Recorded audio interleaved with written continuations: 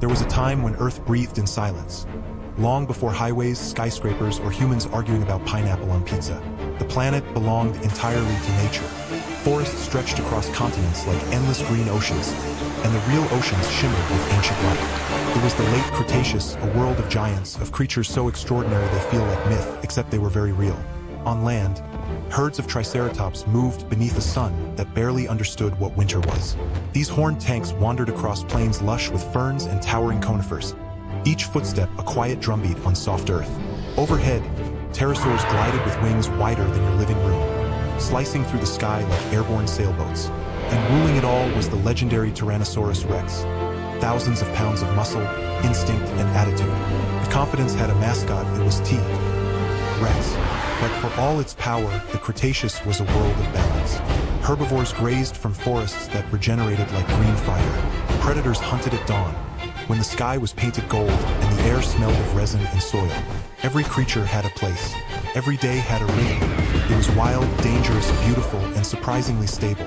Yet even in this harmony, fate was already in motion. Far beyond Earth, in the quiet of deep space, a rock no bigger than a city block was drifting, minding its own business. It had been wandering for millions of years, through dust clouds, past frozen comets, across the asteroid belt, completely silent and completely unstoppable. And because the universe has a big sense of humor, its path lined up perfectly with Earth's. Not a near miss, a direct hit, but down on the planet, life went on. Volcanoes rumbled along chains of fire, carving new coastlines. Massive ankylosaurs, the living tanks of the Cretaceous, clanked across. Farther south, hadrosaurs waded through rivers, their calls echoing like ancient horns. In the shadows of forests, little compsognathids darted underfoot, while feathered predators crouched between ferns. Primitive birds experimented with flight, flapping awkwardly but bravely. And deep underground, small mammals, our distant ancestors, lived in fear of just about everything. They had no idea their big moment was coming. Then the sky began to change. A bright streak appeared, at first small like a shooting star, but it didn't vanish. It grew, and grew, and grew.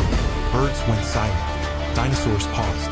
Even the wind seemed to hold its breath. The meteoroid, heated red-hot by Earth's atmosphere, tore across the sky at more than 40 times the speed of a bullet. In the final seconds, it outshone the sun. For creatures below, it must have looked like the sky itself was falling, because it was. Then came the impact. It struck the Yucatan Peninsula with the force of over 100 million megatons. That's a 1 followed by 8 zeros, in case you're checking. The explosion vaporized the ocean, blasted a crater nearly 20 miles deep and 110 miles wide, and instantly erased everything in its path. The shockwave flattened forests farther than a T. Rex could walk in a year. The air itself became fire. Within minutes, a tsunami taller than a skyscraper raced across the Gulf of Mexico, roaring toward distant shores. Chunks of molten earth flew high into the atmosphere, circled the globe, and came raining back down as flaming debris, turning the entire sky into an oven. But this was just the opening act. The particles thrown into the sky spread around the world like a thick, deadly smog. Sunlight vanished. Days and nights blurred into a cold twilight that lasted months, then years. Without sunlight, plants died. Without plants, herbivores starved. Without herbivore, even the mighty T. Rex found itself wandering a dark, freezing world with nothing left to hunt. Temperatures crashed. Oceans acidified. Fires burned continents clean.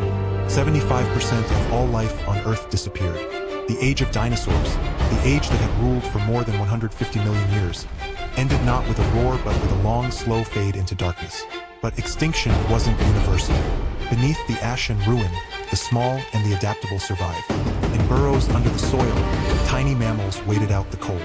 In rivers and lakes, amphibians clung to life.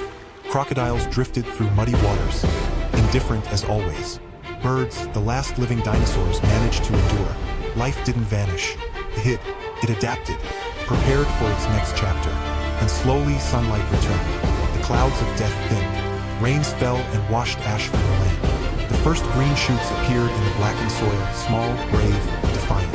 Where giants once thundered, quiet creatures now scurried. Where T. Rex once ruled, early mammals emerged. The world had changed, and evolution was waiting with open arms. From this rebirth came forests, new species, new worlds. And eventually, millions of years later, beings appeared who could ask questions, look back in time, and wonder how everything came to be. creatures who built tools, cities, rockets, the internet, and yes, dinosaur documentaries. The asteroid that destroyed the dinosaurs didn't end life. It reshaped it. It created the ecological space that allowed mammals and eventually humans to rise. In a strange cosmic twist, we are here because a giant space rock said, "New management." And one day, far in the future, when our chapter ends, life will continue. It always does. Transforms, adapts, evolves. That's Earth's greatest power. So the day the dinosaurs checked out, it wasn't the end of life. It was the beginning of us. If you want more stories where the past comes alive and the universe whispers its secrets, subscribe Beyond.